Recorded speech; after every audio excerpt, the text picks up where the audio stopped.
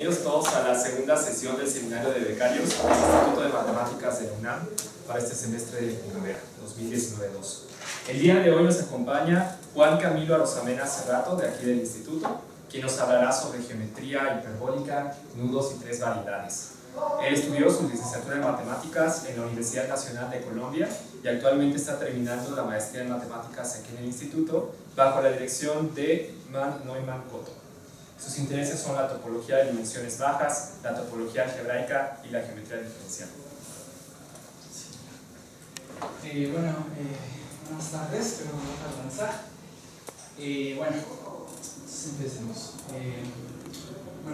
Voy a hacer tantitos preliminares. Entonces, voy a decir que es una isotopía. Entonces, dados dos encajes topológicos, decimos que F y G son isotrópicos si existe una isotopía que los conecta y que en todo tiempo es un encaje. Voy a decir que es una geodésica. Entonces, recordemos que si M es una variedad riemanniana conexa y tenemos dos puntos en la variedad, una geodésica de A a B es un camino diferenciable que va de 0 a 1 a M, que va de A a B, tal que para cualquier otro camino que cumpla lo mismo, se tiene que, la longitud de la gama va a ser menor que la longitud de la otra. Eso es una geodésica, una variedad riemanniana. Entonces, en abiertos pequeños, las geodésicas entre dos puntos siempre existen y pues son únicas. Ya esos son todos los preliminares. Supongo que sí tienen que saber algo de geometría, de topología algebraica y de geometría riemanniana, pero no es así nada grave. Entonces vamos a ver esta cuestión de las variedades geométricas. Entonces, ¿qué es eso? Entonces vamos a ver este ejemplo como para ilustrar la idea. Entonces, cuando uno de topología uno siempre ve esta construcción, ¿no? Que todo se obtiene como de identificar lados opuestos con la misma dirección, ¿no? Entonces lo que podemos hacer es, con esa construcción podemos darle este atlas al toro, y estas cartas simplemente son es pegar traslaciones de R2, o sea, digamos, sé cómo construir esta carta, pues agarro este pedazo, lo muevo acá, este pedazo lo muevo acá y lo hago, y como son translaciones va a coincidir acá en el borde, lo mismo acá y lo mismo acá. Acá sí es un poquito más delicado porque acá esto funciona porque yo estoy juntando estos cuatro pedazos que yo sé que acá hay 90 grados, entonces se van a pegar así y eso es un atlas. Entonces lo que va a pasar con ese atlas es que los cambios de carta en cada componente conexa son restricciones de una traslación de R2, que en particular es una isometría de R2, ¿sí? Porque pues, si yo me paso de esta carta, luego me paso hasta esta carta y luego llego acá, pues eso todo es una traslación, entonces pues ya, ¿no? Y otras construcciones, también podemos hacer esa construcción pues con un paralelogramo, ¿no? Entonces la cosa es que ahorita en esa carta que venía así los dos circulitos, eso va a funcionar porque estos dos lados pues miden lo mismo y estos también, y pues si ustedes tienen un paralelogramo y suman todos sus ángulos internos, pues les va a dar 2pi. Entonces con la otra carta que venía como así, la van a poder pegar y les va a dar pues un disco, ¿no? Y otra construcción es con el hexágono. Crean que si hacen esta identificación les va a dar un toro, ¿sí? Les toca pensar tantito, pero es muy difícil. Y estos puntos, estos que están rojos y estos que están azules, estos rojos se van a vértice, o sea, se pegan en el cociente, y estos azules también se pegan en el cociente. Y lo que pasa es que siempre que yo tengo un hexágono regular, estos ángulos van a medir 120. Entonces, como estoy pegando 3, al final se van a sumar para 360, y con este hexágono puedo obtener otro atlas del toro, ¿no? Bueno, porque ya casi lo dije. Entonces, las construcciones anteriores funcionan ya que los pares de lados identificados tienen la misma longitud y la suma de los ángulos de los vértices que quedan identificados en el cociente es pues 360.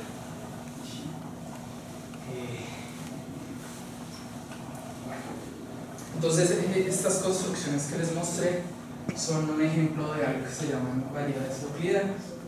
Entonces, ¿qué es una variedad euclidiana? Una variedad euclidiana es una variedad topológica que posee cierto atlas, ¿sí?, tal que la restricción de los cambios de cartas a cada componente de su dominio es restricción de una isometría de Rn, que es más o menos, que son todos los ejemplos que les acabo de dar.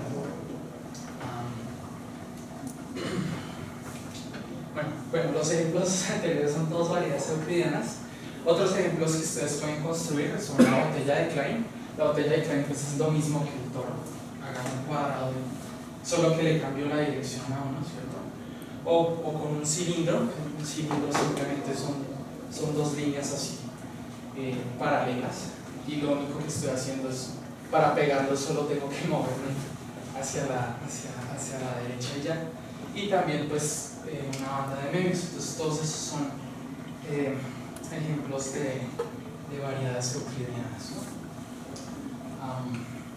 Bueno, ahora podemos preguntarnos, digamos, si el doble toro que sale de esta identificación, podemos hacer como lo mismo, o sea, que si al toro yo le puedo asignar un atlas que sea euclidiano, ¿no? Entonces, pues si lo intentamos así como ahorita con las construcciones anteriores, pues no nos va a servir, porque todos estos vértices van a quedar pegados en el cociente, y si ustedes tienen un octágono en el que sea, siempre los lados internos va a sumar 6 y pues como que no voy a poder armar ese disquito. Bueno, entonces para hacer como una construcción, para darle como una geometría al doble toro, vamos a considerar pues la geometría euclidiana. Entonces, ¿qué es la geometría euclidiana? Entonces, primero vamos a construir como un modelo de la geometría hiperbólica, estaba diciendo euclidiana, de la geometría hiperbólica, y después vamos a construir unos modelos que son como más fáciles de entender. Entonces, el primer modelo de la geometría hiperbólica es el modelo del hiperboloide. Entonces, ustedes agarran un natural mayor o igual a 2 y consideran esta forma bilineal simétrica de asignatura n,1, esta cosa. Entonces, si ustedes ponen esta ecuación igual a -1, acá debería ir un x, eso les va a dar un hiperboloide, ¿cierto? Sí, lo que uno le enseña en un curso de cálculo vectorial, ¿no? Entonces les da un hiperboloide y agarramos son dos pedazos del hiperboloide, ¿no? Entonces agarramos el pedazo de arriba y entonces lo que va a pasar, bueno, ese pedazo de arriba es una subvariedad de Rn, porque pues es un valor regular de una función diferenciable, ¿cuál? Pues se ponen acá x, ¿no?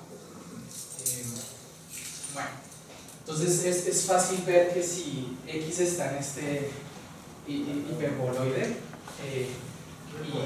y este es el complemento ortogonal de x con respecto a esta forma bilineal, entonces lo que va a pasar es que ese complemento ortogonal va a ser justamente el espacio tangente de x en el hiperboloide. Entonces lo que va a pasar es que como el hiperboloide, los elementos del hiperboloide cumplen esto, entonces como es una forma de asignatura n,1, entonces y este es el complemento, esa forma va a ser definida positiva y no degenerada acá. ¿Sí? Bueno, y es fácil ver que esa norma depende de maneras infinito de cada x. Entonces, si n junto con cada uno de esos productos internos en cada espacio tangente, pues es una variable riemanniana y la vamos a denotar así. Y a cualquier variable riemanniana isométrica a esta cosa la llamaremos espacio hiperbólico de dimensión n. Y bueno, y a esa clase de variables riemannianas, a esa clase la vamos a denotar h. Entonces, ahora vamos a considerar el modelo del disco. Entonces, ahora agarramos la restricción de la proyección estereográfica al disco unidad de Rn, porque estamos, como agarramos la parte de arriba, todo lo de arriba en la proyección estereográfica acá en el disco, ¿no? Entonces, bueno, no es difícil ver que ese pi es un diffeomorfismo del hiperboloide sobre el disco, ¿no?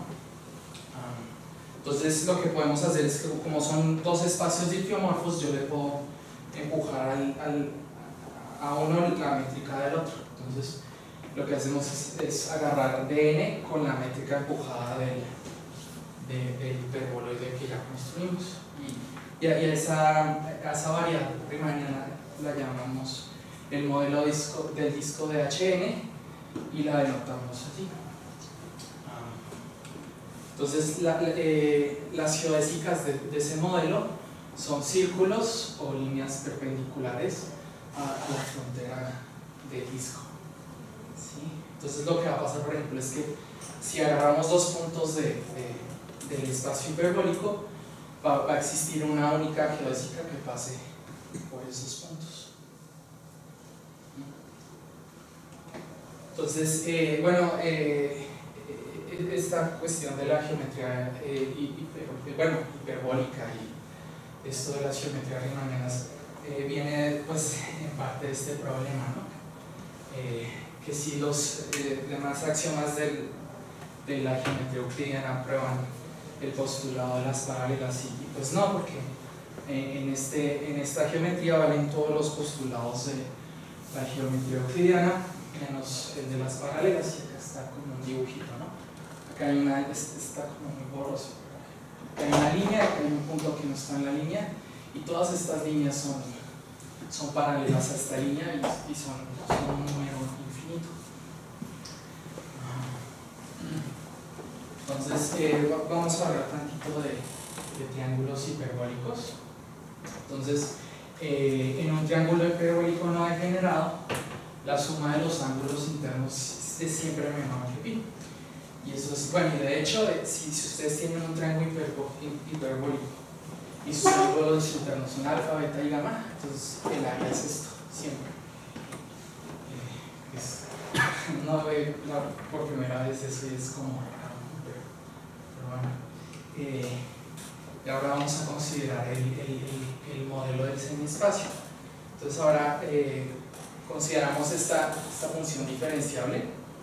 Bueno, no importa que sea esta, lo que me importa es que I es un diffeomorfismo de disco sobre el semiespacio de Rn, sobre esta cosa. Entonces hacemos lo mismo, empujamos la métrica que ya teníamos de IN, luego la tenemos acá en DN y ahora se la pasamos a esta cosa, ¿no?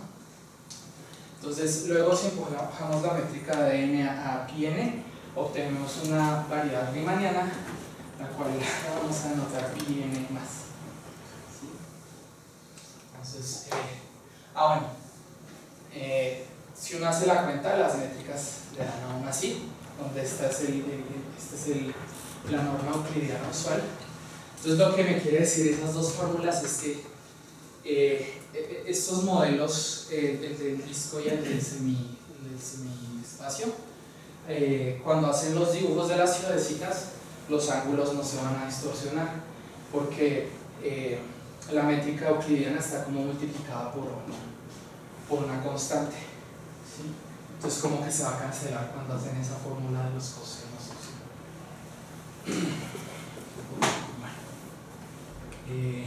Bueno, y las distancias claramente sí, porque lo que va a pasar es que a medida que yo me acerco más acá, estas distancias se van a hacer más y más largas. Entonces pues claramente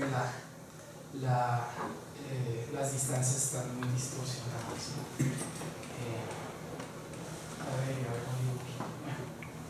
Bueno, las geodésicas del modelo del semiplano son o semicírculos centrados en o líneas perpendiculares a R de n-1 por el 0. ¿Sí? Entonces, veamos acá esta geodésica es un círculo centrado en este eje X, y las otras geodésicas pues son líneas perpendiculares. ¿Sí? Y acá pues también está súper distorsionado la distancia, que a medida que yo me bajo por acá se va haciendo más y más grande, y cuando subo pasa lo contrario.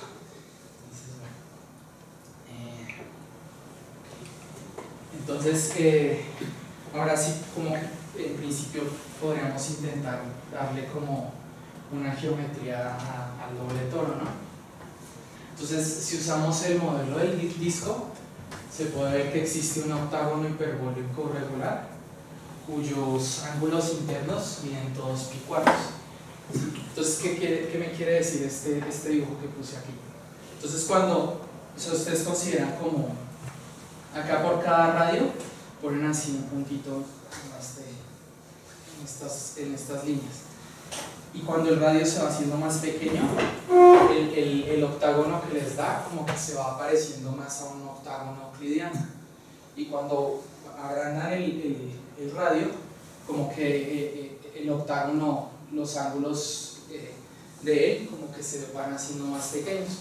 Entonces tiene que haber alguien en medio que esté entre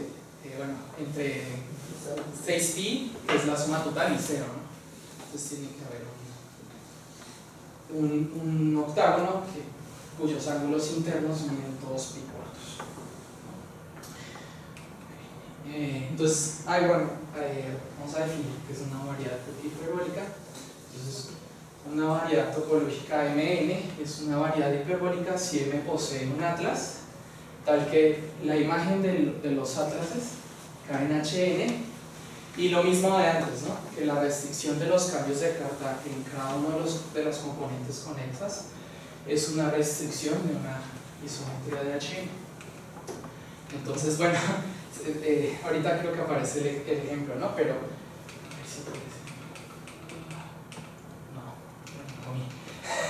bueno, entonces con este octágono hiperbólico pueden hacer la misma construcción de la estructura euclidiana del toro, pero en este caso de manera hiperbólica. Y lo que va a pasar es que los ángulos, como todos miden pi cuartos y son 8, entonces me va a dar 2pi, ¿no? Entonces como que los puedo juntar y me va a dar un disquito, ¿no? Y bueno, y ya digamos las cartas de los lados pues es lo mismo que antes, no tiene problema. Entonces bueno, una variedad hiperbólica, entonces ya dije, todas las imágenes de las cartas caen en Hn, y la restricción de los cambios de cartas son restricciones localmente de isometrías de Hn. ¿Sí? Ok, entonces quería hablar un poquito de las isometrías del plano hiperbólico.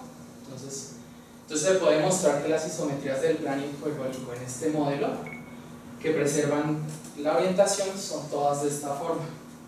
Si vemos al semiplano como su conjunto de los complejos, ¿sí? Donde A y C son reales y que cumplen esto. de donde el grupo de isometrías que preserva la orientación del plano hiperbólico es este grupito que es PCL2R, que es el grupo cociente de las matrices que me dan determinante 1 partido por el centro. ¿Sí? Okay. Bueno, las que no preservan orientación es simplemente acá ponerle uno conjugado. Bueno, y esto es más difícil de ver, pero el grupo de isometrías de H3 es isomorfo a las matrices complejas de determinante 1 partido por su centro. Una forma de ver eso es que como que en el modelo del semiespacio uno tiene como un piso y un infinito, ¿no? Entonces uno puede ver que cualquier isometría del espacio hiperbólico en ese plano es una transformación de Möbius y es análogo a esto, pero eso uno puede poner acá complejos, ¿no? Lo que pasa es que esas transformaciones de Möbius ya no se pueden ver como en todo el espacio, pero sí en la frontera de H3, ¿no? Pero bueno, el grupo de isometrías de H3 es isomorfo a ese grupo. Entonces, quería hablar también de este ejemplo. Entonces, el ejemplo de la pseudoesfera. Entonces, digamos, consideremos esta curva de R2 dada por esto. Entonces lo que va a pasar es que esa curva va a quedar como arriba. Y bueno, entonces como queda así, yo puedo hacer un sólido de revolución, y lo que va a pasar es que esta superficie es una superficie encajada de R2 de curvatura constante menos 1. ¿Sí? De hecho, esta ecuación rara sale de...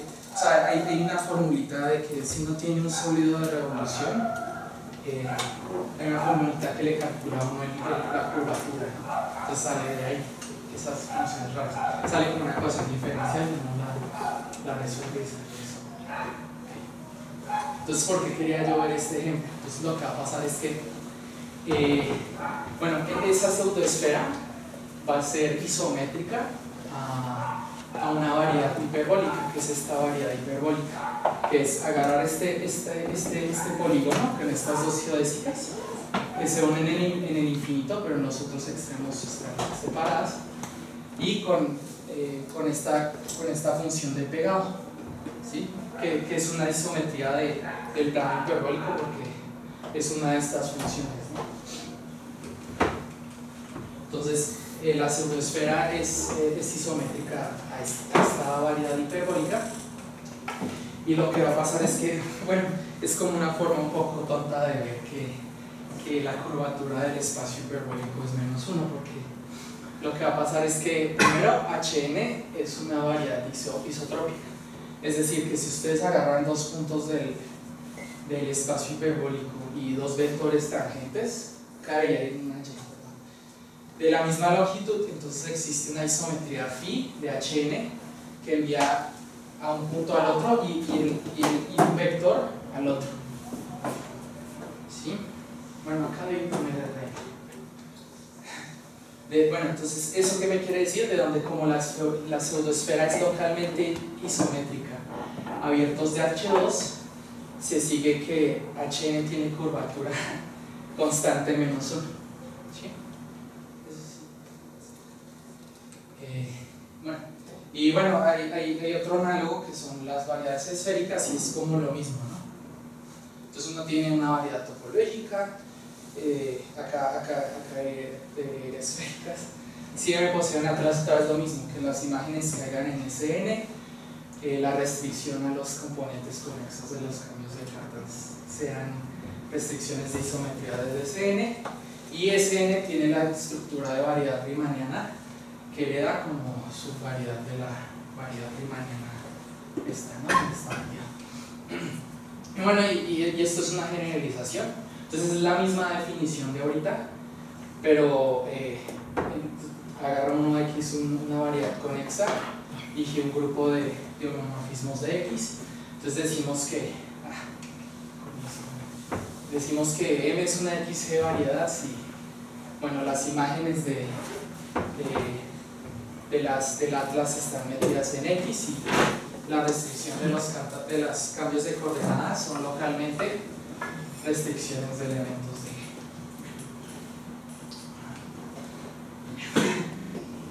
G. Bueno, ahora lo que quiero hablar es un poco de los mosaicos. Entonces, en la construcción de la estructura euclidiana que vimos del toro con un cuadrado, lo que podemos hacer es tomar un cuadrado y pues trasladarlo a la derecha, y luego hacer lo mismo así y así y así y seguir el proceso. Y pues obviamente lo que uno va a obtener es pues uno va a cubrir todo el plano. Bueno, okay. Y bueno, entonces esto es lo que uno llama un mosaico. Entonces un mosaico del plano euclidiano es una colección de unos objetos que uno llama baldosas que cumple lo siguiente. Entonces cada uno de estos tipos es un polígono euclidiano. Cualesquiera dos de estas cosas son isométricas y cubren todo el plano, y la intersección de dos elementos de esto pues consiste de vértices y ejes de XM. O sea que las intersecciones son vértices o ejes de cada uno de ellos, ¿no? Y que es localmente finita. Bueno, y hay una definición análoga de mosaicos hiperbólicos y mosaicos esféricos. Entonces, con esos mosaicos yo lo que puedo hacer es pues, construir una corriente digamos, del toro, por ejemplo. Entonces, bueno, y esa corriente resulta ser una isometría local. ¿Sí? Ya van a ver que después está ahí. Entonces, bueno, otra corriente del toro es esta, pues con un paralelogramo, ¿sí? Y otra corriente es con lo de los hexágonos, ¿no?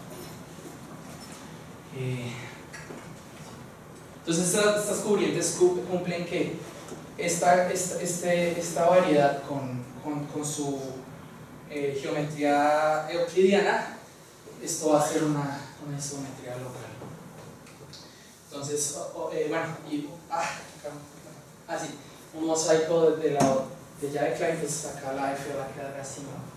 Porque están invertidos acá las identificaciones.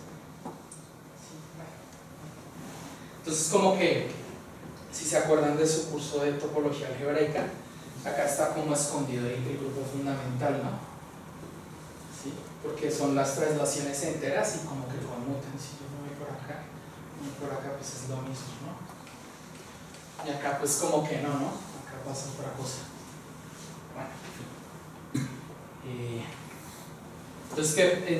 Bueno, estos son puros ejemplos de mosaicos euclidianos. Entonces la pregunta como que es ¿qué pasa en el caso hiperbólico? Entonces tenemos como este teorema de Poincaré que dice, es un teorema, bueno, este teorema es muy sencillo, entonces dice lo siguiente. Entonces supongamos que tenemos un polígono hiperbólico con una identificación de sus lados por medio de isometrías de pares, ¿no? Entonces con las identificaciones dadas se genera un mosaico del plano hiperbólico si solo si se cumplen las siguientes condiciones. Entonces lo que estábamos hablando ahorita, la suma de los ángulos internos de los vértices que se pegan en el cociente es 2pi, y con la métrica heredada de x el cociente es completo. Entonces digamos bueno, el doble toro pues es compacto, entonces cualquier métrica riemanniana que se le ponga se vuelve completo. Entonces con la identificación que hicimos, pues obtenemos este mosaico del plano hiperbólico, ¿no? Entonces acá pues está el octágono con el que empezamos, y con los pegamientos como que lo vamos moviendo, y a medida que nos acercamos a la frontera, pues como está tan distorsionada la distancia, van a parecer más pequeños, pero todos son pues isométricos, ¿no? Bueno, entonces esta cuestión de los mosaicos, bueno, y hay un teorema análogo para polígonos euclidianos y para polígonos esféricos, ¿no?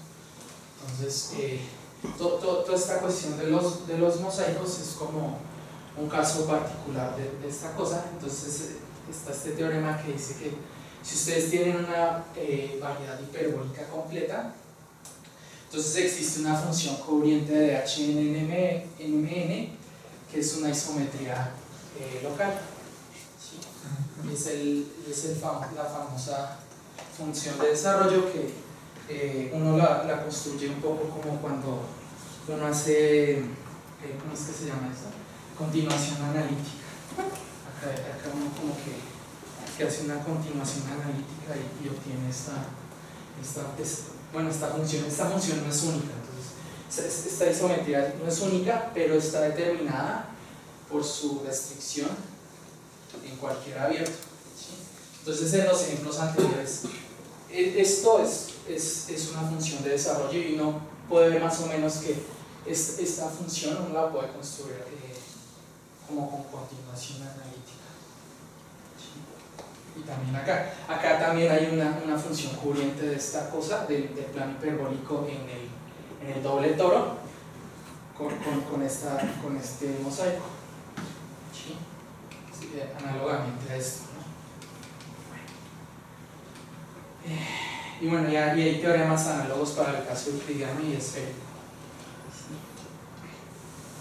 Entonces esto es importante por lo siguiente.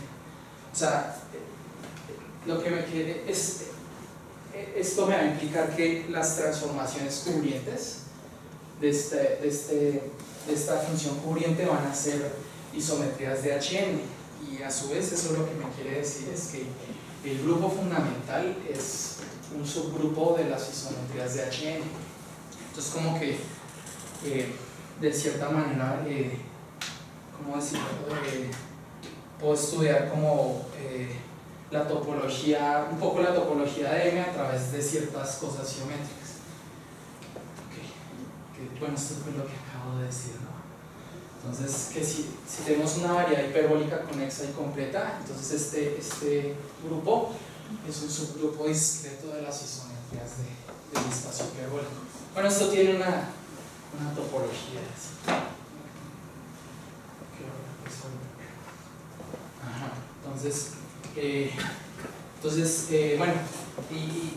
Y cuando uno tiene esta función de desarrollo, uno tiene como una especie de polígonos. Entonces, si tenemos una variedad hiperbólica y tenemos una función covariante con el teorema anterior, entonces lo que podemos hacer es considerar la acción de Pi1 en Hn como isometrías, y si agarramos este conjunto es un polígono localmente finito de Hn cuyos traslados por medio del grupo fundamental forman un mosaico del espacio hiperbólico, y algo análogo vale para euclidianas y esféricas. Entonces ya casi llego a la parte que me va a tocar el tablero. Esto de las diapositivas lo hice más por los dibujitos. Entonces, bueno, las tres variedades, bueno, creo que todos sabemos que son las tres variedades. Entonces, bueno, una tres variedad son simplemente una variedad de dimensión 3 y ya. Entonces no la voy a definir. Entonces, bueno, pues veamos unos ejemplos de tres variedades. Entonces estos son los ejemplos así súper básicos, ¿no? Después el más bobo del mundo pues es R3.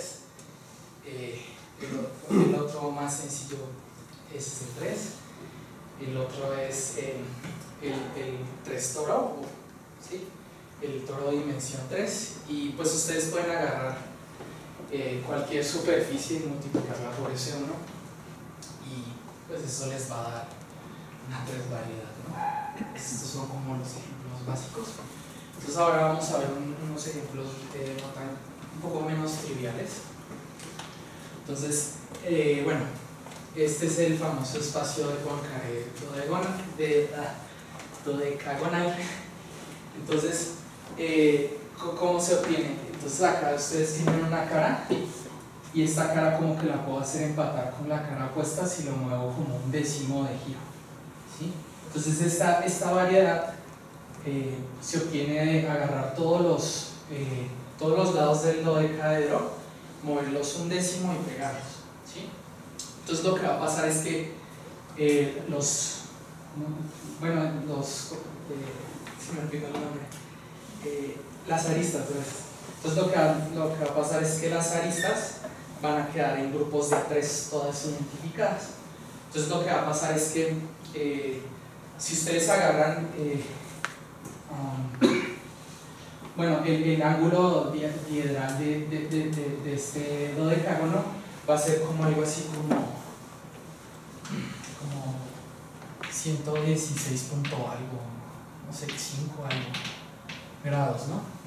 Entonces, pero el problema es que estas aristas se van a agrupar de a 3. Entonces, para que yo tenga como una variedad geométrica, lo que tiene que pasar es que esas aristas, su ángulo diedral tiene que medir todo 120, para que 120 por 3 me den 360, ¿no? Entonces, el truco es como agarrar un dodecaedro en S3. Este dibujito es un dodecaedro en S3, bajo cierta proyección estereográfica, y si ven que está como un tris hinchado, un tris así bonito, eso es para que queden los ángulos diederales de 120, y si hago ese pegado, entonces esta cosa me va a dar una variedad esférica. Y esta variedad esférica la encontró Poincaré, y esta variedad cumple algo que es que, su grupo fundamental, llamémosla M, su fundamental no es 0, ¿sí? Pero la binarización de esta cosa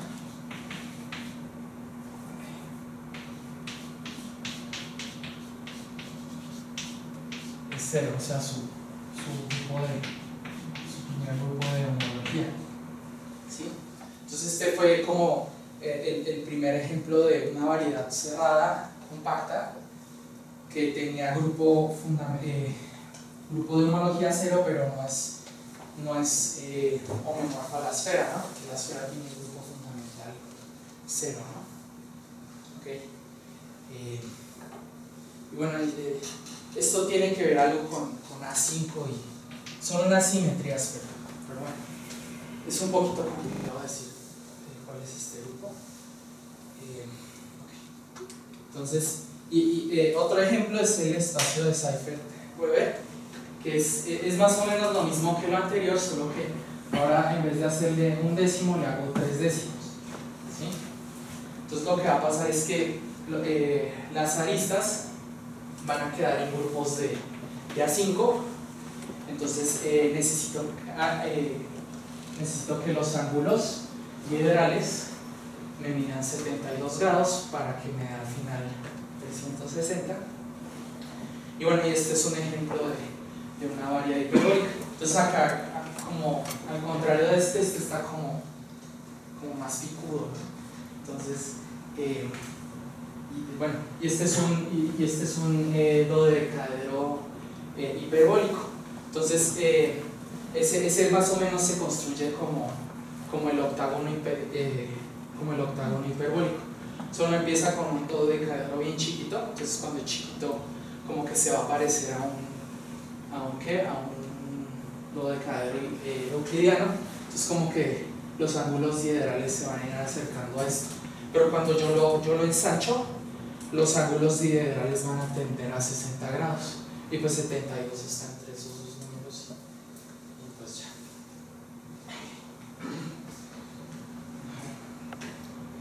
Bueno, pues ya vimos como ejemplos de variedades tres variedades que tienen estructura hiperbólica y esférica, ¿no? Por ejemplo, este tiene una estructura de variedad euclidiana. Es lo mismo que el toro, es agarrar un cubo.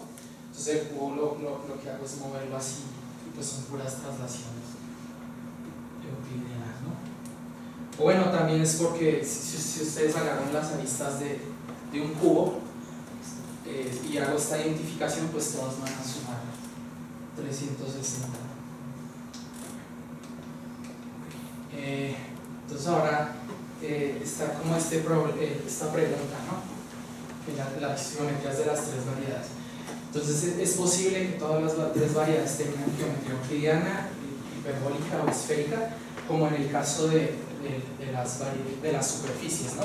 Se me olvidó mencionar un detalle, bueno, ya no importa. Se me olvidó mencionar este detalle, y es que el doble toro, así, es cubierto por todas las superficies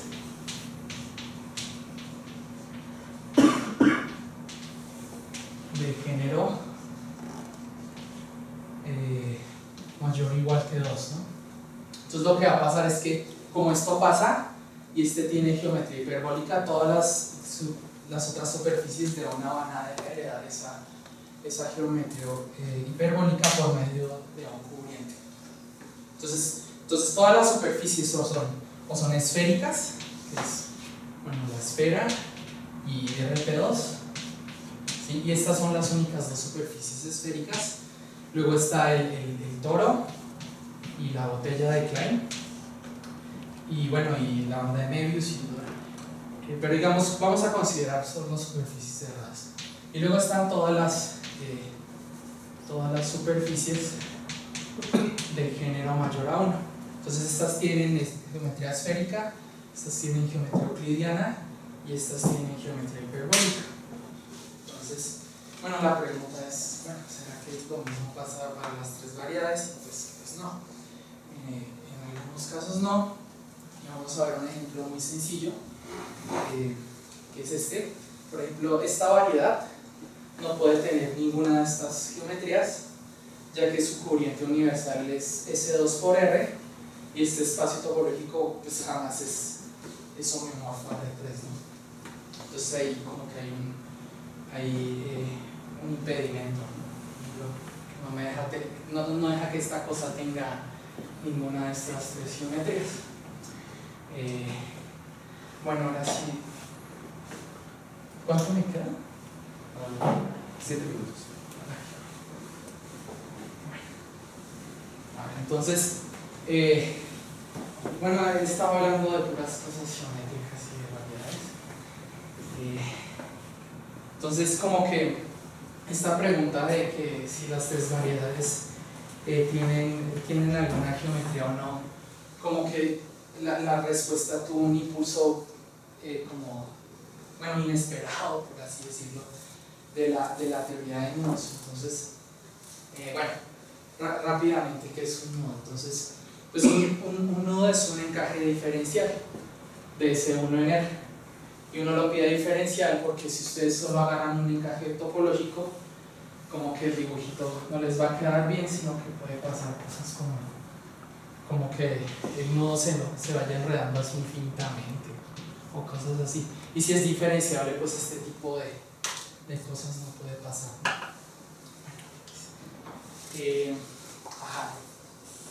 Entonces, bueno, en los 70, un matemático, creo que de Nottingham, Robert Riley, descubrió que el complemento del nudo de la figura 8 es hiperbólico, ¿sí?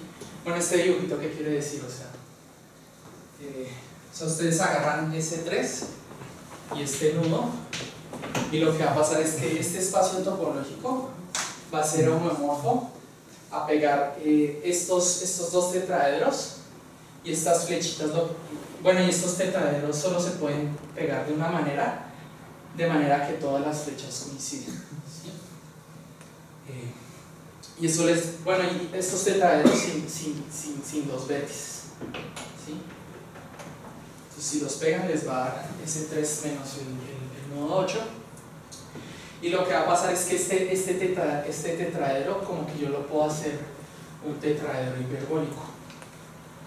O sea, bueno, ignoren esto. Entonces, Este tetraedro que es simplemente agarrar 3 puntos del piso, del modelo del semiplano y el punto del infinito, y considerar como bueno, estas caras y así, ¿sí? Entonces esto es lo que uno llama un tetraedro ideal, porque como que sus vértices están en el infinito, ¿sí? Pero al final como que no se llega. Entonces, ¿qué quiere decir este dibujo? O sea, como el complemento de esta cosa es homeomorfo a pegar estos dos tetraedros de cierta manera, y bueno, y lo que pasa es que o sea, cuando hacen este pegado, la suma de las aristas les va a dar 360. Entonces lo que va a pasar es que yo agarro, ahora me paro en el plano hiperbólico y agarro mis dos tetraedros ideales y los pego, y como yo sé esta cuestión de los ángulos, eso me va a dar una variedad hiperbólica, ¿sí? Y lo interesante de esto es que esta variedad hiperbólica, este tetraedro se ve muy infinito y todo, pero tiene volumen finito, ¿sí? Entonces lo que va a pasar es que ese volumen de pegar esos dos tetraedros, ¿sí?, va a ser un invariante topológico del complemento del nudo, ¿sí?, por este teorema. Teorema de rigidez de Mostov,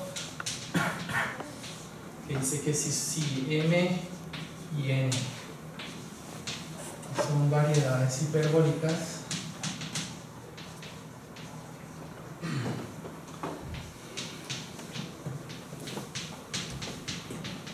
sí, de la misma dimensión, y sus grupos fundamentales son de dimensión finita,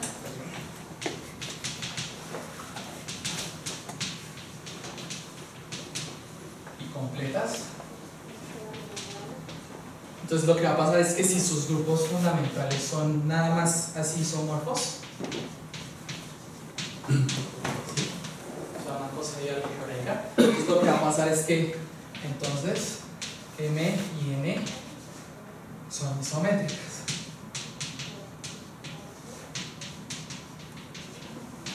¿Sí? Entonces lo que va a pasar es que o sea, sin importar qué estructura hiperbólica letra tengan que hacer, uno siempre les va a dar la misma. Entonces eso lo que quiere decir es que el volumen, o sea, estas variedades hiperbólicas tienen un volumen, entonces el volumen es un invariante topológico.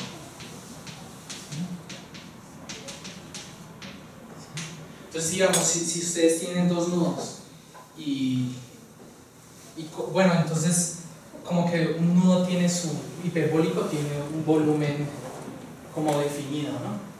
Entonces si ustedes tienen dos nudos hiperbólicos y pues tienen volúmenes distintos, pues ya no, o sea, esos nudos jamás en la vida van a ser isotópicos. Es decir, que yo por más que mueva y le haga lo que sea a un nudo, no lo voy a poder convertir en el otro. Pero bueno, este volumen como que es un invariante topológico bueno, pero hay casos en las que hay variedades que tienen el mismo volumen hiperbólico, digo nudos que tienen el mismo volumen hiperbólico, pero pues son distintos, ¿no? Entonces, bueno, ahorita hablamos de eso, pero bueno, Riley, este tipo, bueno, experimentando con programas, conjeturó que todos los nudos son hiperbólicos menos los nudos toroidales y satélite. Esto es un nudo toroidal, es simplemente un nudo que se puede encajar en la superficie de un toro normalito, ¿sí? Y los satélites es que agarran un nudo y agarran como un nudo encajado en un toro sólido, pero que no sea trivial en el toro sólido, y lo enrollan como alrededor de ¿sí? Entonces lo que va a pasar con este ejemplo específico es que si ven este torito que hay acá, como que no es isotópico a la frontera del complemento del nudo. Entonces, bueno, entonces eso es lo que uno llama que sea una variedad atoroidal.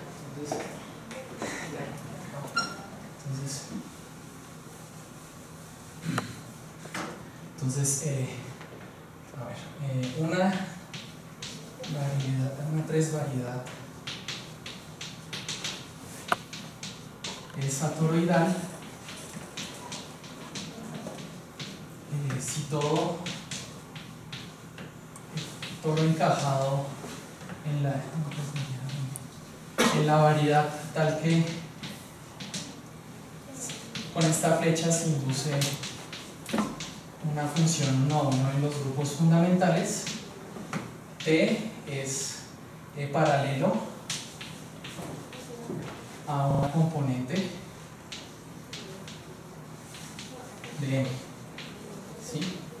Entonces lo que pasa es que bueno, estos nudos satélites no son hiperbólicos, es porque tienen este detalle. Tienen un toro metido ahí que no es paralelo a la componente. Y acá se ve. Entonces, bueno, esto ya es demasiado simplificado porque pensé que me iba a alcanzar más del tiempo, pero bueno, más o menos con estas observaciones. Ahora vamos a ver los teoremas rápido.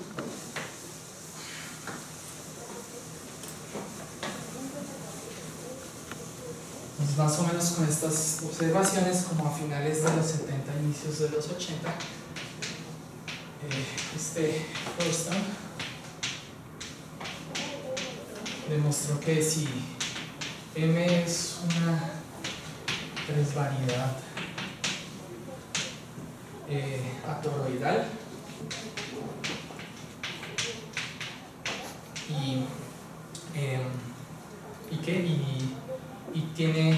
y es Haken. Haken es que tenga una superficie encajada tal que esta cosa sea 1 a 1. No pueden poner un toro, pero ni un toro ni una esfera. Y es Haken, entonces M es hiperbólica.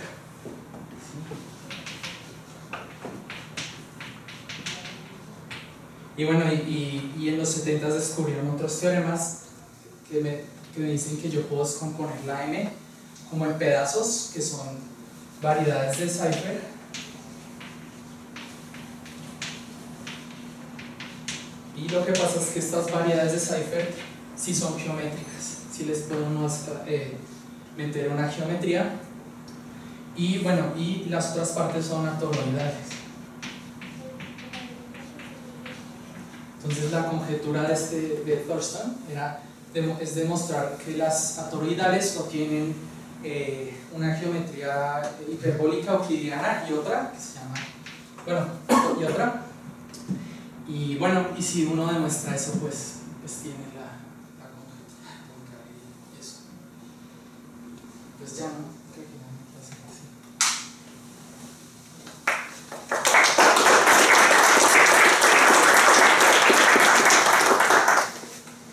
Vamos a dejar por ahora las preguntas a discusión de la PNF para dar paso a la siguiente presentación. Con eso.